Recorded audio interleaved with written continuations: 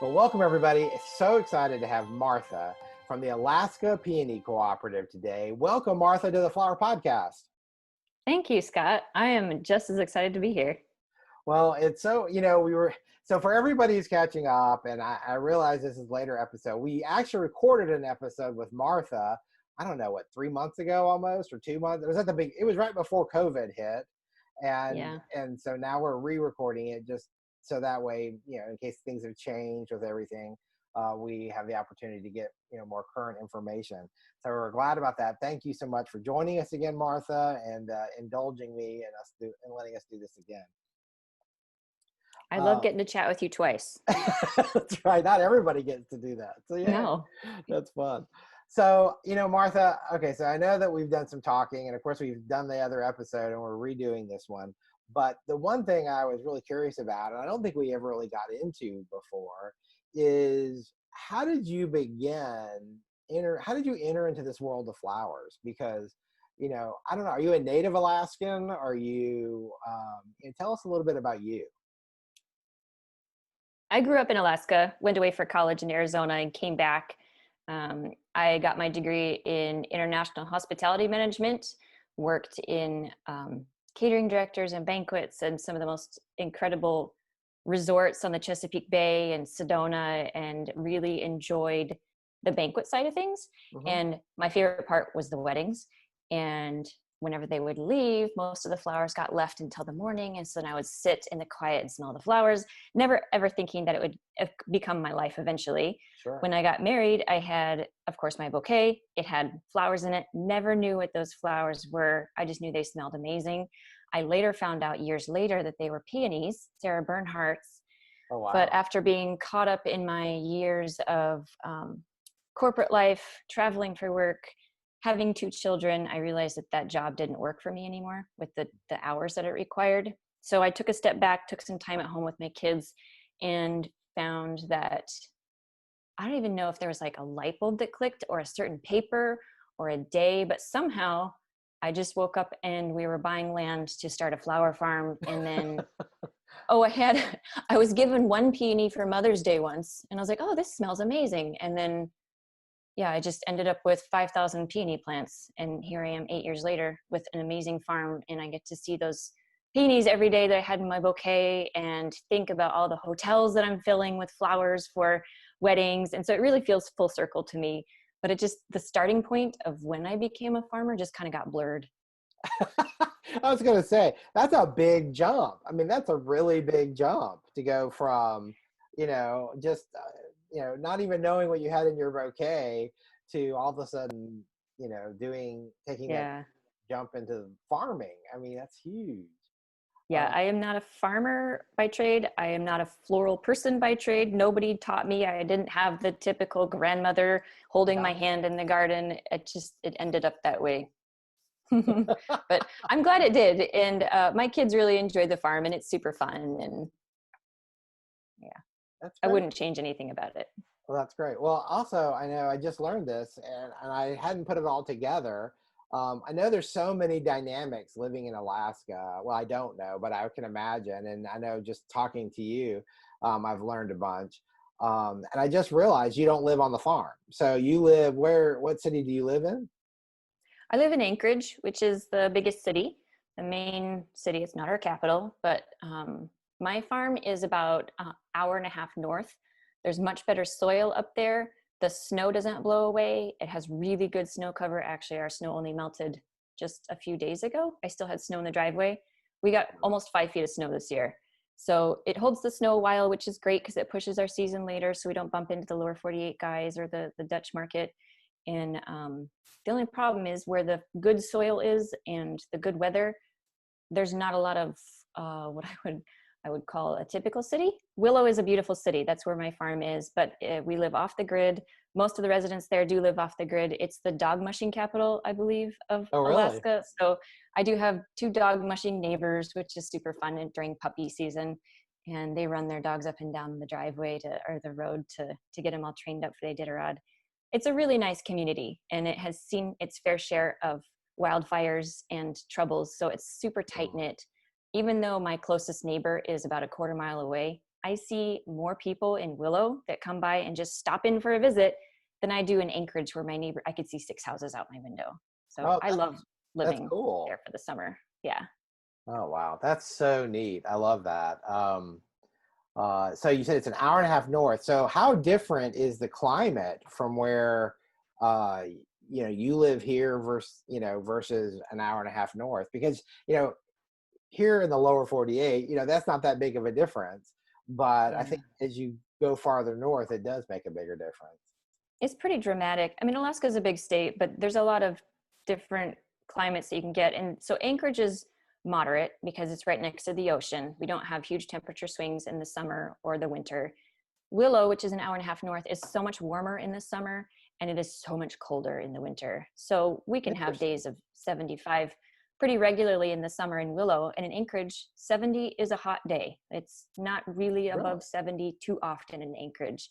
And then in Willow in the winter, it's regularly 30 to 40 below for extended periods of time. And in Anchorage, it's probably only 20 below for a couple of days out of the winter. So it's, I do love Willow in the summer because it's hot enough to enjoy a real summer, that I always crave the heat, which is funny living up here that I crave the heat, but Well, no, not at all. I think I would crave the heat too if I lived up okay.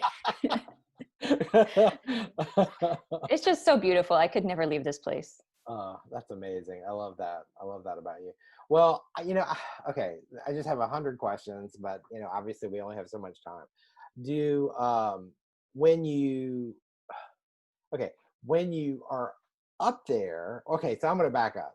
If you are in the middle of, where you live now and you start farming up there, I mean, how often do you have to go to your farm in order to like see kind of what's going on? Or once the snow is on the Mm. ground, then you don't worry about it anymore? Or do you just go up there periodically to check on things? Or how does that work? Well, my kids are still young, so they're in school, which dictates much of our movement. So we spend a lot Sure. of long weekends during school year. This year has been really helpful with distance learning through the internet and Zoom. So we've been able to spend quite a bit more time out there.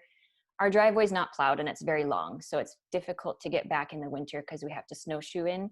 But we were able to get quite a few projects done um, at the farm during the winter, and in the fall, usually we cut down the plants. Well, it's supposed to freeze up around late September, early October, but this past year it didn't freeze up until almost November. So we could have been going in November, but it is cold and wet and Hmm. soggy and just, it's Miserable. miserable. Hmm. So we tend to peace out in September and not come back after. I mean, we're exhausted in September too. So I kind of go into hibernation until December, and then I start feeling like I'm ready for season again in January. You're ready to emerge. I, Yeah. I love that. Well, okay, so how many acres do you farm? Our farm is 6 acres, but there's only 1 acre in cultivation. Okay, yeah, and then that has how many plants on it, or I don't know how you quantify it. About 5,000 plants. It's Mhm. probably somewhere in the realm of like 409 or 4,900 something. Sure, sure, I just sure. replanted a new variety last year called Henry Boxta, which I'm super excited Oh, about, I which pushed love us that really variety. close to super close to 5,000, but it's about there. It Yeah. seems a bit too much for me though. I wish I would have probably stopped at about 4,000 because I generally run the farm myself with my kids. My husband is still a forester in Anchorage. He works year round. He takes a couple weeks off to help me harvest, but generally it's myself out there. So 4,000 would have been easier. Hmm. Hmm. I understand. Well, all right. So, how many varieties do you grow? I mean, I know I just love getting to hear all this information. I hope everybody else does too. Adding the Henry last year, I now have 9. So I have Sarah Bernhardt, Duchess, Pesce, the Henrys, Immaculate, which I'm not real fond of. They don't ship well, so I wouldn't recommend Immaculate if you're a commercial grower. Um, Mary Jo Lagar, which is stunning. And then, what is my other one? Oh, Boule de Neige and Festiva Maxima. Those Okay. are kind of interchangeable. Even though they're distinct varieties, they're mixed up in my field. Yeah, yeah. Oh, they're very close though, aren't they? Extremely close. One has stamens and one doesn't. Yeah, yeah. Go figure. I love that. Mm-hmm. Well, so that's really exciting. I know that as we originally recorded your episode, everything pretty much had snow on it. Now, you said I think the snow the snow has started to thaw for you. Has it thawed Yes. completely, or do you know? It has finally thawed completely. I just left yesterday and the ice on our pond had finally melted yesterday. So we are totally snow free. Our plants are maybe 2 centimeters, 2 inches, somewhere between there, that tall. One member of our cooperative has peonies that are about a foot tall, and another member doesn't have anything emerging yet. So our members are really spread out across different climates and zones and regions. We're all about 350 miles apart from each other. Hmm. So we're able to have the early farms that should start shipping June 29th this year, and our later farms that could push all the way out until the end of August. Okay, so how long have you been part of the Alaska Peony Cooperative? We looked into creating a cooperative in 2014, and it took us about a year to figure out what to do, because there's some help with the rural cooperative development centers. There are some floral cooperatives, but it's such a loose organizational form that you can pretty much do whatever you want with it, which means everybody's is different. Everyone's is unique. There's really no backbone to follow.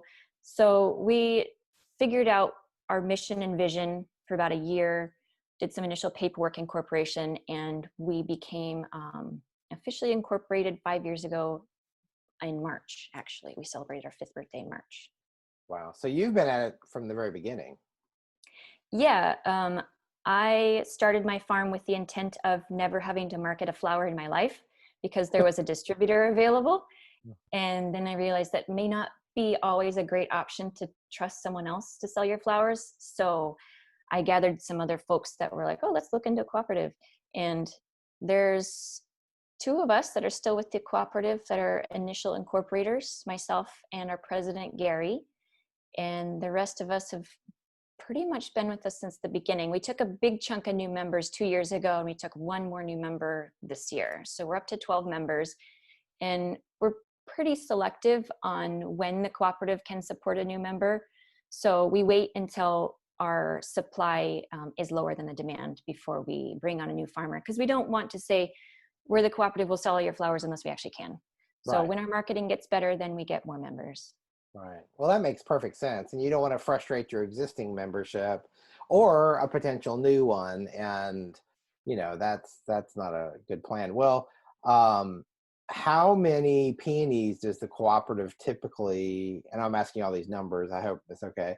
Mm-hmm. Like on a regular season, I mean, I know years change from season to season. Um, Mm-hmm. how many blooms do you guys usually grow or produce? Not all of our farms are at full production. Some have been still planting over the past few years. Sure. So this year we're only expecting, we're hoping to get maybe 60,000, but I think people might be scaling back what they harvest depending on what sales looks like. It's been pretty slow this past couple of months, understandably. Hmm. So in our long-term forecast, with our current membership at full production, we're only predicting about 200 to 225,000 stems for our entire cooperative. So we have a couple of steep jumps coming, looking at us in the next year or two, when a bigger farm, one of our biggest member, has about 15,000 roots. And when she's in full production, we're going to have a giant jump in sales and production, which I'm really scared about. Yeah, and I guess you have to keep that in mind too when you ask new members, because people are continuing to grow their businesses. Mm-hmm. Yeah, Yeah. amazing. Well, okay, so the one question that keeps popping out of my mind as you were, talking about the formation of the cooperative is, what is really the distinction between a cooperative and, I don't even know what the alternative really is to that. I don't know. Um, I'm sure you're so good at explaining it. there's a few options available for farmers up here. One's the cooperative, another is sell on your own. There's a distributor, a broker, which actually we're attempting a partnership this year. So we list some large wholesale varieties with him, and the broker brings different buyers to his platform. And then there's other partnerships that you can find, like we've partnered with Aaron for the peony map, and local markets with delivering to restaurants or CSAs. So mainly the same kind of distributors that are available in the lower 48. I don't think we're lacking any other options.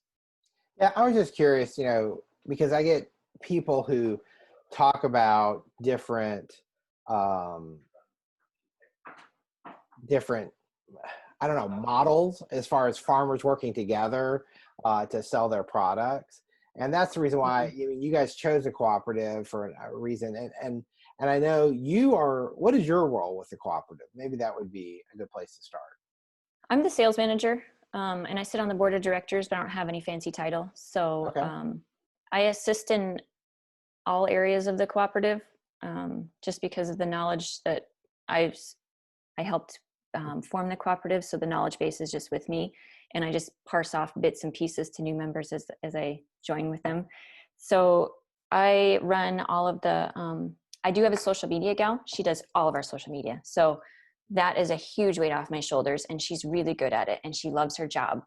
And I always get excited when I see my pictures on social media. I'm like, oh, look, I took that 3 years ago, and there I am standing there in the field. Because I don't think there's a single flower out there that doesn't get giddy when they see a picture of themselves holding the flowers they grow. Yeah. Um, and then I also help distribute all the orders to the different farms, because we're so spread out. So we all have our own pack house. So I have Oh, okay. access to 12 coolers and not just one cooler, which also means I need to make sure that the orders are parsed out to the correct farms that have those varieties, or closest to FedEx if it's a last minute order, or early season, early, mid, late season. So I guess I facilitate a lot of Sure. Yeah, anything to do with the orders.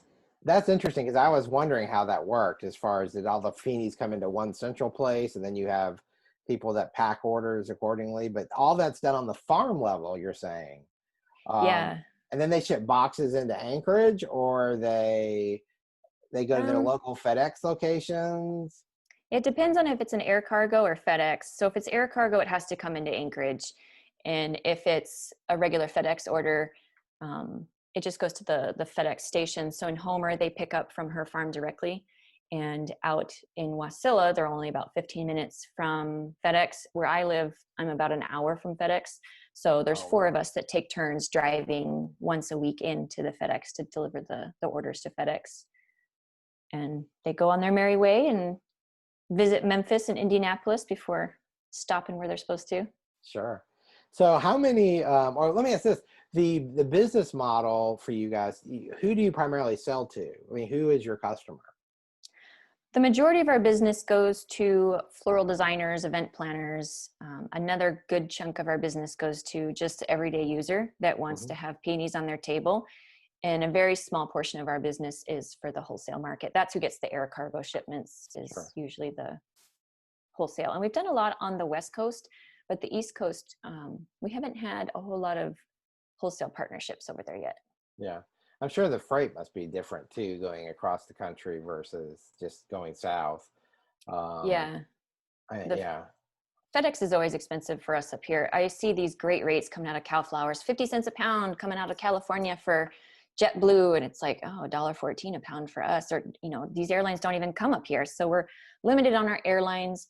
We don't get any of the great rate. We get some great rates that Cal Flowers negotiates for us. But unfortunately, everything from Alaska is going to be more expensive to ship. Yeah. Well, and I think that's a good point to keep in mind. A lot of people, often wonder, why are they more expensive? And of course, it's easy to say, well, it's supply and demand. I mean, it's not like there's peonies everywhere typically when the Alaska season is in full gear. But it is more than that. It's everything is more expensive. I know before we started, we were talking about boxes, and just to get a box in Alaska can cost you 3 times the box price, you said. And Yeah. so, if your boxes are more expensive and your freight is more expensive and those things add up. So it is more than just supply and demand. It's also, the expenses of just logistics, really. Uh, Yeah. you Yeah. know, A box from Uline that's 86 cents delivered to Fife, brought up on a barge to my pack house in Alaska. That box now costs me $3. So anybody from the lower 48 can ship that box for 86 cents, and I have to ship it for $3. Right, right.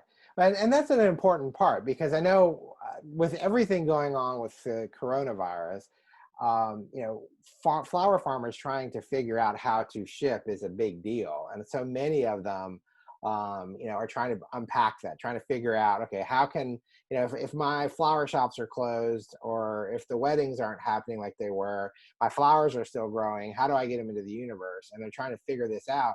Well, you guys have a whole nother layer of logistics to figure out. And we're thankful that you do, and we're thankful that you have those systems in place that you can just lean on. When does the season officially start? We expect to start shipping our first boxes June 29th. And right now we're saying we're shipping through August 13th, but it depends on what the summer throws at us. I've started to be more cautious with an end date now after two really oddball seasons, one extremely cold and one extremely hot. So I'm hoping for August 22nd, maybe the 27th or 29th, but right now it's June 29th through August 13th. Okay. And is that normal? Is that the normal season that you plan That's on? pretty average. We're the one year that was cold, we were like to the hour of shipping by July 1st. But then the 4th of July gets thrown in the middle of the week, and it's really hard to ship Oh that week yeah. because of FedEx being closed. So July 1st is usually a pretty safe date for us to start, and mid to late August is pretty typical for the end. And this year, Mother Nature is cooperating so beautifully. I mean, spring is right on time. We had such a great winter with so much snow. So I do think that the flowers this year are going to be phenomenal. Well, I'm thrilled to hear that. I know that's been the case for a lot of farmers this year in the midst of uh, everyone closing, or slowing way down. It's like, it's so frustrating to have the best season ever, really, for production. And maybe Yeah. Alaska Peonies will be perfectly timed for that, and we'll be back to normal a little bit more so than we have been. Hmm. So you have, it's so fascinating. So you have 12 different growers that are a part of this.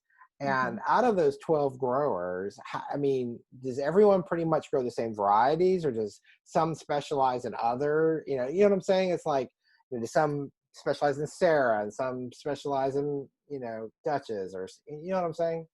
Yeah.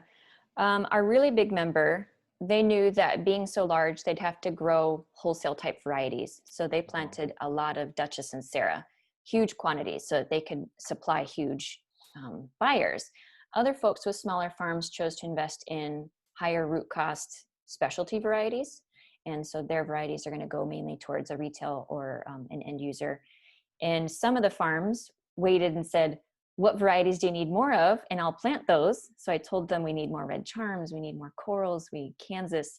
So they planted those, and some of those are coming online this year and some next year. So I'm excited that we can have more of those super popular colors and varieties to offer. So it's kind of across the board. When I first got into peony farming, it was like, oh, this is pretty, I'll buy this. And oh, this is what everyone else is growing, I'll buy that. And then I was like, oh, I really want this for myself. So I started with a personal collection of, a few, and now I have a 100-foot row of personal pets, which I love. I spend the most time in my pet row just being like, oh, garden treasure, you're so pretty. Oh, Armani, you're dying of botrytis. What's wrong with you? And so I talk to my flowers just like everyone else. I love that. Um, I was curious, you know, you mentioned earlier 40 below.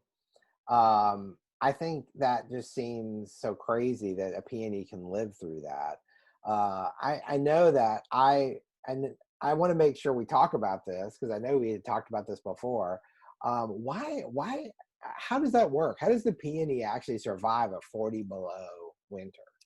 I probably should have mentioned that it won't survive at 40 below without snow. As long as it Okay. has 6 inches of snow, it's like the insulation. And so it won't cause the root to get to 40 below. So there's been a few scientists that put some soil temperature probes in over the winter, and I believe it doesn't get any lower than, um, I think it's the teens. I wish I had the correct number in my mind, but I don't. It does not reach anywhere close to 40 below under 6 inches of snow. So they're That's perfectly amazing. fine as long as they get their, I think it's like 50 days of below 40 degrees, which they definitely get up here. They're fine, and they come back. That's amazing. I mean, I just, you think of snow. I mean, you just think of things freezing all the way down. I mean, Hmm. obviously there is a limit to it, but that's really cool. I can't. Oh, yeah, the ground is definitely solid. It was frozen 2 inches down yesterday. I was trying to plant potatoes in my garden. I could dig 2 inches, and I said, well, the potatoes are going to have to wait. But there's the one of the main reasons we purchased our farm an hour and a half from where we live is because of also the wind. When the wind blows away the snow and you have the bare ground exposed all winter, that's when the roots will freeze and die. Or you get these big swings, like in Palmer. They have had a lot of peony farmers that have failed because the snow will blow away and then it goes hot, hot, cold, hot, cold, hot, cold. And so Hmm. the cells in the peony burst and don't come back.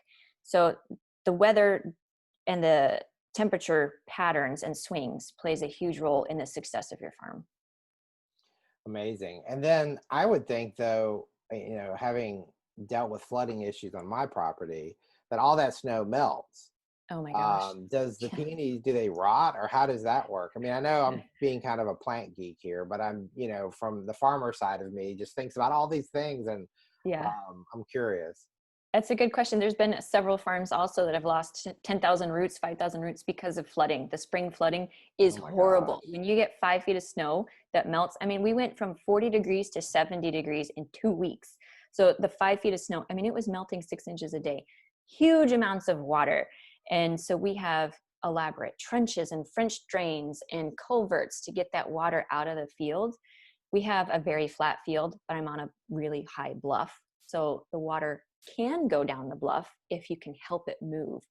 So Mm-hmm. a lot of other farms I know have a very slight slope, which helps with their drainage immensely because they didn't have to dig all those ditches and drains like I had to. But we plant everything in raised beds.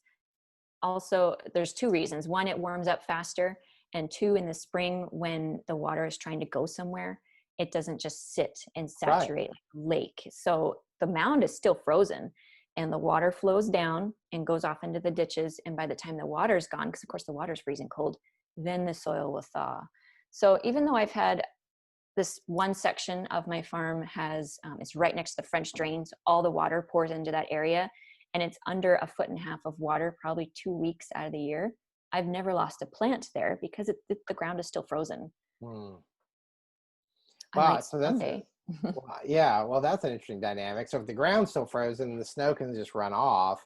Because you think of oxygen in the soil, and you think of just creating like a swamp almost. But I guess if you can drain it off fast enough before the ground thaws, Yeah. then your plants are safe. That Hmm. it's just amazing. And I know another question I think about as a gardener is nutrition. You're trying to get nutrition to a plant, and it's using up so much energy to produce those blooms, and your season is so condensed. How do you get nutrition to the plants? Because once Yeah. everything starts freezing up, that's not happening anymore. Is it just the plant goes to sleep, so it doesn't need it? I'm just Oh, wondering. yeah, that would be a good plant scientist question. So we work pretty closely with the University of Alaska Fairbanks. There's two gentlemen there that have been instrumental in getting tons of research and conducting research up here, uh, because the nutrient requirements of plants, of peonies specifically in the lower 48 or across the world, doesn't work up here because our soil is too cold and it won't break down the nutrients as fast as the plants need it. all And our right. soil is super acidic. So we apply the lime, but if you put enough lime to get your soil to the correct temperature or the correct pH, then it locks up the other nutrients. So it has to be a really gradual incline. Mm. I fertilize once a year. I do it in the spring. I apply a granular application. Some folks who have type R, they have to put it fertigation or painstakingly per little burned circle hole by hand. And the plant gets so big so fast that I try to till in by hand with a hoe the fertilizer into the soil. But by the time I finish, the plant's already 1.5 feet tall and I'm hitting branches off. So pretty much I just sprinkle it on now and hope for the best, because I tried fighting Mother Nature on it. It doesn't work. Usually she wins. So I just have to either think of a different way or succumb to the fact that she's the boss. Uh-huh. Well, I know one of the things I hear so often are how big the peonies are from Alaska. And I often wonder, why is it so different? And now that I hear all these different climatic or just the environment that they're growing up in, you just wonder, does that have something to do with it? I mean, I guess that's the only peonies so it's hard to It know how is. they Yeah. compare to everybody else's peonies. Well, so I've been trying to pay attention to the different seasons in the lower 48, and I look at people sitting in their field, and this is my field of peonies, and this is my peony bush by my mailbox, and the thing that strikes me the most is they're so short. The people will sit in their field and they take a picture and they're crouching or on their knees. When I stand in my field before harvest, the buds are brushing my shoulders, and I'm 5'5", so I'm not a super tall person. But the boule de neige, they brush my shoulders, and it starts to feel like the Seymour Feed Me type Little Shop of Horrors thing, because they go from 1 foot to 2 feet to 3 feet to 3.5 feet within like 10 days or 2 weeks. They grow so fast and they just overtake you. So I never have a problem cutting a super long stem. You want 36-inch stem? I can cut a 36-inch stem. There's one variety that's a little bit short, Elsa Sass, but I still have no problem getting a 24-inch stem off that one, even though it's the shortest variety I grow. And the buds are a little bit bigger, but I think all peonies produce some big, some small. The Duchess are all typically smaller, but the Sarahs, some will make some that look like a teacup and some that look like a little ping pong ball. When I've done some traveling and looked at what comes in from Chile or other places in wholesalers, giant walk-in coolers, they do look a little smaller, but I think it's because it's the market, it's the wholesale market. So you need a consistent large volume, and that's that size. There's too many grading systems to go over on this podcast, and too nerdy to go through it. But typically the 1-inch size buds, 1 inch or smaller, are the USDA standards. And that's the smallest bud that we don't actually ship the USDA grade 1 standards. They're kind of small for my liking. So we don't like to sell those ones. We might sell those at the farmer's market or something, but we don't ship them. Sure. And the buds I've seen, we actually had some from Chile a couple weeks ago. I think it was Valentine's Day or right before Mother's Day. Mm-hmm. We had some peonies from Chile, and they were small, but there were some bigger ones, but it was still so exciting to see some Sarah Bernhardts when we still had snow on the ground. Amazing. Yeah, that's so crazy. I mean, I know that when I would buy peonies, like during the kind of typically what used to be kind of a downtime, which is like when Chile's over and the domestic farmers haven't started yet, or Holland hadn't started yet, we would bring product in from Israel, and everyone would just be desperate for them, and they need them for an event or a wedding. And I always found them to be much smaller. And I know that a lot of that is because they're forcing them. They don't have that time to really, I think, develop the size. But then that's their niche, because they could have peonies then. But at the time of year that you guys are growing these peonies, and they're growing to like 5 feet tall, which is crazy to me. It's an interest. Those of us down here don't really fully grasp it. I mean, I know from what I've just learned last year, like your days are how long at that point? Well, the sun doesn't go down. I mean, it's always twilight, so there's 24 hours of daylight, but the sun goes below the horizon for a couple hours a day. Yeah. So, I mean, you could be harvesting peonies till, Yeah. I harvest until my typical last summer was super hot, so I had to harvest around the clock. But I like to make my last harvest 10 p.m. and my first harvest is 4:30 or 5 a.m. Yeah. See, and that's just the dynamic, because the sun never really completely goes down, Right. and the temperature. So, do the temperatures really fluctuate much because of that, or do they kind of stay around the same? Yeah, they don't fluctuate a lot.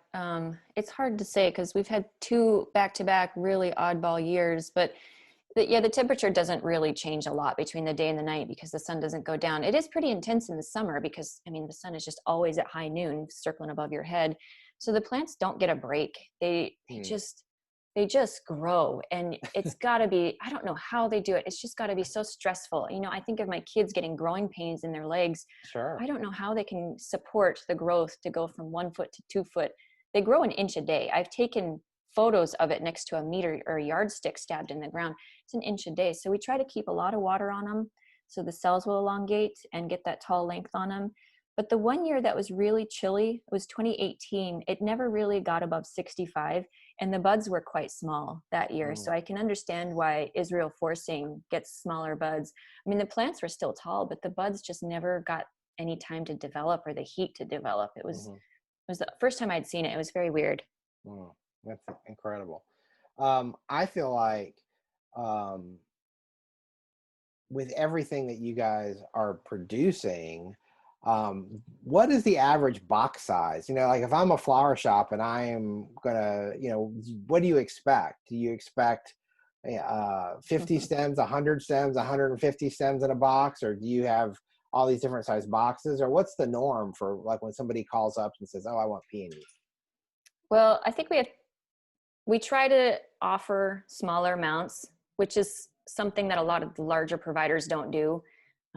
They start at 100 stems. That's all you get. Your smallest order is 100 stems. Our smallest order is 20 stems. We bundle in tens Oh so that you wow. can get 2 varieties in one box, because I know that there's event planners and they have to buy everything special, and your event gets, one bunch of this and one bunch of that. So it's hard for them to make a small arrangement or a small bouquet. So we try to make sure that they have that option as well, because everyone should have these access to these peonies. And since we have 12 farms with 12 pack houses, we do have the labor spread out that we can pack boxes of 20. However, I would really love to pack boxes of 200 because it is so much easier and so much faster and so gratifying to carry this box that's so heavy and just clunk it onto the FedEx desk. But we try to make it accessible for everybody. Yeah, well, that's really good because I know that's a question a lot of people are, struggle with, and they just need a handful for some bouquets or personal flowers, or they're, as you said earlier, they're wanting them for their own table at home. Mm-mm. But then you've got people with bigger events and things, and I think that's really great. Mm-hmm. I know with all the different varieties that some varieties tend to be sort of short term or early season varieties versus late season varieties. How does that work with such a short, condensed growing season? Yeah, it doesn't. um, so yes, there's some earlier and there are some later. So like the Duchess are on the early side and the Elsa Sass are on the late side. But overall, it's like last year it was a 10-day span because it was just hot. It never cooled off. Some years it can be a 3-week span. I don't really know what it is in the lower 48, but if it's longer than 3 weeks, I'm very jealous because it's so hard to cut everything in such a condensed period of time. Because in the beginning, they're like, oh yeah, make sure you pick early, mid, and late season varieties to spread out your work and your harvest and your supply. And so I tried, and it doesn't work. Mother Mm. Nature's always the boss. Well, I know that a lot of the places the seasons are short like that down here, but they do extend. It depends on if you're in sort of that ideal climate where you have a distinction between like the earlier coral charms or red charms and the later varieties, which I don't even know or off the top of my head, Sarah Bernhardt's, I guess, and that family of peonies. And I mean, you might be able to extend it a little bit. I think most of the extension of the season, though, occurs really through storage. And that's the one thing, when I hear you say how short of a week you have to harvest, and then you say, well, maybe mid-August, late August through the end of your season, the math doesn't jive up. And I want people to Mm. understand, okay, so that peony you got in August probably wasn't just harvested. And people don't realize how well peonies store. So I'd love to hear a little bit more about that if you don't mind. Yeah. Well, just for clarification, our early farm, when she starts cutting like June 27th or so, she'll be filling the first 3 weeks of orders and then she's done. Our other farm Okay. hasn't even started harvesting by the time she's shipping. So the latest farm is the one that is harvesting mid-July and shipping through mid-August. So that's another reason why we're careful with our member selection, is because we're trying to make sure we have no product that is older than 4 weeks old, maybe 5 weeks old if someone is desperate at the end of August and begs and pleads for us to hold it. I really don't like shipping anything longer than 6 weeks in the cooler. And it's a standard best practice that you don't want to ship something that could potentially might not give you 100% success. If Oh, someone is sure. getting 100 stems, they should have 100 stems to use. So we encourage our members they take very good records of when they harvest. It's first in, first out. I distribute the orders according to when they come online, and some varieties don't hold very long. Our Coral Charms and the Immaculate don't like the cooler, So we try to get those out within 3 weeks instead of 4. And some of the other specialty varieties, we're still learning on those. So we can, I know the Dutch have these amazing boxes, the low oxygen, atmosphere controlled, and they can hold them for 12 weeks, 16 weeks. Our partner down at WSU, Gary Chastegner, has gotten some of those boxes in and done trials and seen how long he can hold them, how much botrytis he can grow, how long it takes for their petals to fall off. I mean, he just makes some ugly flowers, but it's all for the sake of science. Mhm. And as much as these boxes would be super cool to have and be able to extend the season, what's the cost? Why would you want to put flowers in a box for 16 weeks to pull them out and say, well, they're marginal, instead of just selling them all in the first 6 weeks when they're at their prime? So I'm pretty conflicted with holding anything longer than 6 weeks or 5 weeks, preferably. I don't see the need for these boxes unless you're producing millions of flowers a year, which the Dutch are. They need to find a way to not flood the market. We're just not there, so it's not for us. Well, I think too, it's a way for them to take product that is available and then hold it till, if you can hold it over till a period of time when it's not available, then you help somebody get the most, dollar for their stem. And I kind of understand that, but I agree with you. I mean, at some point, I kind of don't have a great feeling about sending something out like that. But but it still amazes me that a peony will last 4 or 5 weeks in a cooler, Mm-hmm. in a box, dry packed. And how does that affect the product? Like when you cut a stem, and does it open quicker because it's all of a sudden getting a surge of, water, or a surge of flower food, or does it, can you tell any difference in how they open after they've been stored? Um, the longer they're stored, I feel like the slower they open, just because maybe the flower is tired or something. I don't know. It's That's the way definitely up. softened. Yeah, it's definitely softened in the cooler. So if you harvest it nice and hard, like a Sarah, and you keep it in the cooler for 6 weeks and you put it in the water, it's going to slowly open and be really wrinkly and kind of crinkly. I don't think it ever gets that really full, wide open wingspan that a fresh flower would. It kind of opens 75% of the way, and that's just where it's going to stay. It just doesn't have enough oomph to open up all the way anymore. And they never really do flatten out. They get that weird crinkly, um, I don't even know how to describe it, like crepe paper look in the petals. Right, right. Well, do they, so you said that all your farmers pretty much, like, they have a system in place so they can rotate things. Can people, make sure they're getting the freshest flower? I mean, I love the idea that you have these different farms in different locations, and that timing is all, keeps the freshest product in the loop in a timely manner. Mm-hmm. I think that's great. One thing I just keep thinking about is this cooperative thing. Um, as far as this goes, with your season being so short, what goes on the rest of the year? I know that everybody's working 24 hours a day, but what is there? I mean, is it something where you just can, like, okay, we've cut all the flowers, we just hit the autopilot button until next July, or how does that part work? Because I think of farming as a year-round thing, but when the seasons are so different up there, Mm-hmm. I was just curious. Yeah, so there's a couple of us that do work year round, and I say work in a broad term. We're more volunteers. There's very little, there's almost no paid positions in the cooperative. There's a small stipend for the sales and social media. But so we also have a facet of our cooperative, education. So a lot of the winter is spent developing educational materials that we distribute for free on our website, and we host educational sessions up here in person. So we invite scientists to come speak to the growers. We partner up with the Alaska Peony Society. I know the president of that is trying to attend a flower judging school so that we can have our own flower judging up here in Alaska.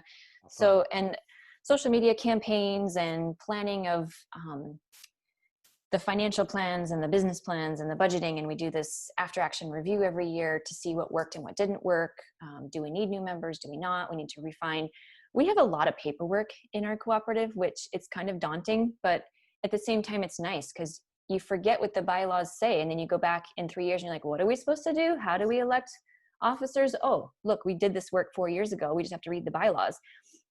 So we have a big, thick manual of standard operating procedures so that all of our members in the various locations do everything the exact same way. So if you get a box from this farm or that farm, they're still the same box, same packing Yeah. method, same grade. So we struggled a lot with trying to make sure that quality was consistent across the board. So nobody ever knew where they were coming from. There was no distinctions. We focused really hard on paperwork. When we get a new member, I have to hand over this binder and it's like thunk into their hands. And they look at me like, oh my gosh, what am I getting myself into? Yeah. But I think the paperwork has helped us be successful because you really have to decide what direction you're going before pen hits the paper. Hmm. No, that's a great point. And I feel like I know that one of the things that always frustrates me about peonies is the lack of standardization on some level, because I know on my end, having worked in wholesale, when you get a bunch of peonies in and you've got three that are going to be open at perfect time, and you've got three that are going to miss it by a day, and then you've got three or four, whatever, and that all of a sudden are going to miss the event because they don't open at all, or they open like a week later. That gets so frustrating, and Yeah. people spend all this money on flowers, and then when they can't use 20% of them or more, maybe because of the lack of opening, I know that's just such a frustration.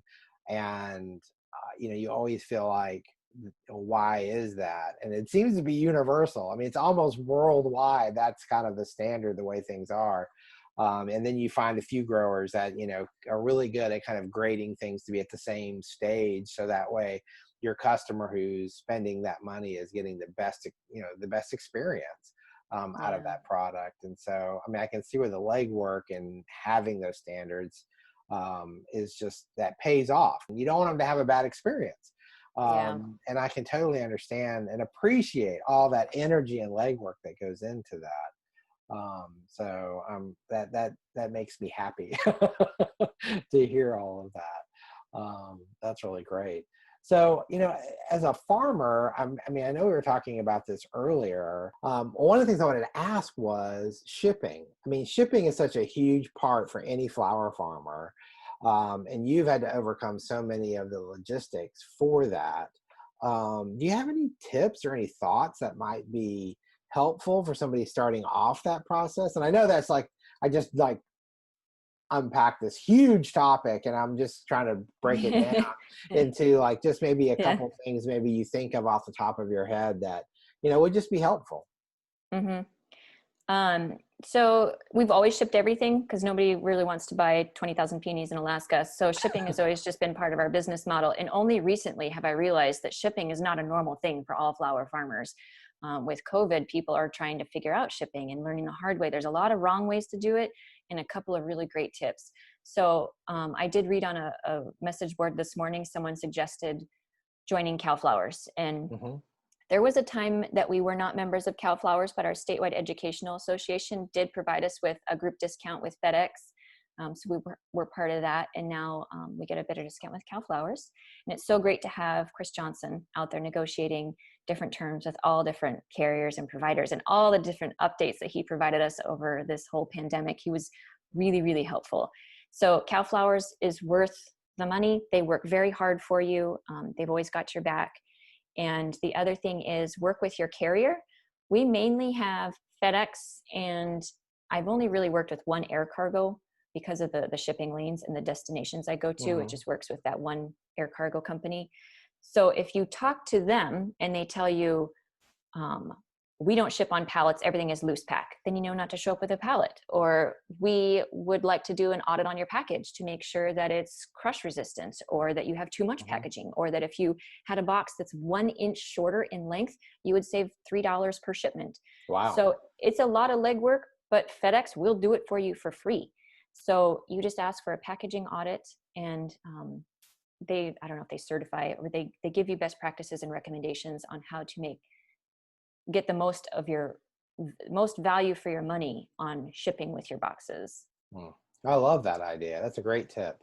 I Yeah. didn't even know that, and it's true, because you've got dimensional weight, and then you've got the real weight, and it always goes to whichever is the most expensive.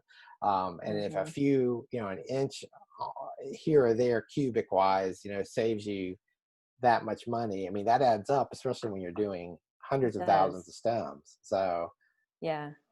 yeah. And I've had a little bit of trouble with shipping to Canada. So that's a whole nother ball of wax. I FedEx shipping to Canada is very challenging, and I don't know how to improve that situation. So if anybody has any tips out there for me, I would love to hear them. Yeah, that's awesome. I think, yeah, anytime you're crossing that, territorial boundaries of other countries, I think that you definitely open up another can of worms, Mm-hmm. and it's hard to work through. Well, Martha, I always like to ask for a piece of advice, and you just shared a great tip, actually.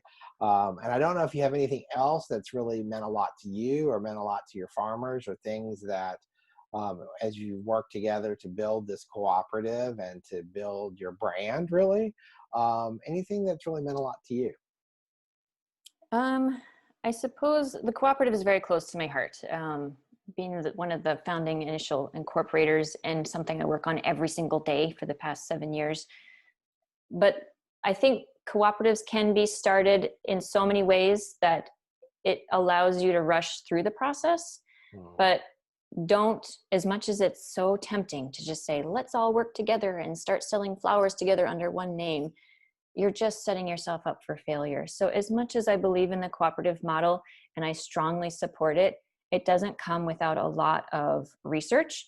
And even though a cooperative can be as many members or whichever member that you want, always be selective, because you will be working with that person forever. They are your coworker, your employee. You can't fire them. The way that we're set up, you can't just kick somebody out because we wanted to be able to protect our members.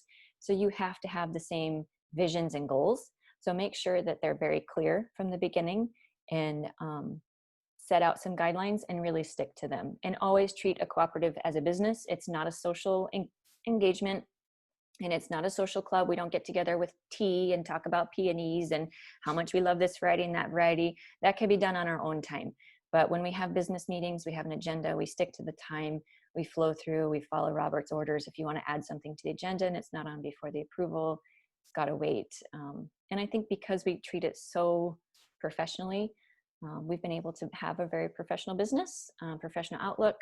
And we do a lot of research into everything that we do. So no marketing campaign is ever launched on the seat of our pants. It's always really well thought out, researched.